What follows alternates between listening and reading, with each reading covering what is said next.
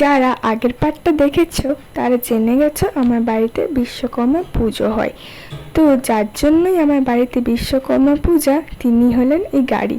হ্যাঁ, গাড়িটার জন্যই বাড়িতে পুজো করা হয়। বাবা আজ 25 বছর থেকে এই বিশ্বকর্মা পুজো করছে। তবে আগে আমাদের আরও অন্যান্য গাড়ি ছিল, এখন শুধু এটা আছে। এটা আজ 5-6 বছর হলো আছে।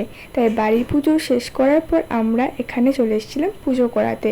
এখানে পুরোহিত মশাই প্রথমে ষষ্ঠীর চিহ্ন এঁকে নিলেন।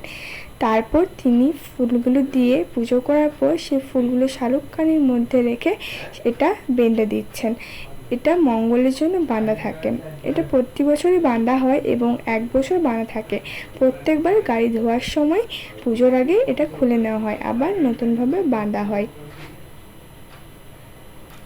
তো এখানে আবার নারকেল ফাটানো হবে, তার জন্য নারকেলটা ফাটিয়ে নিচ্ছে। এভাবে জলটা তো সঙ্গে সঙ্গে 4টে চাকায় দেওয়া সম্ভব হয় না, তাই গামলায় নিয়ে সেটা গাড়ির সব পার্টে দিয়ে দেওয়া হলো।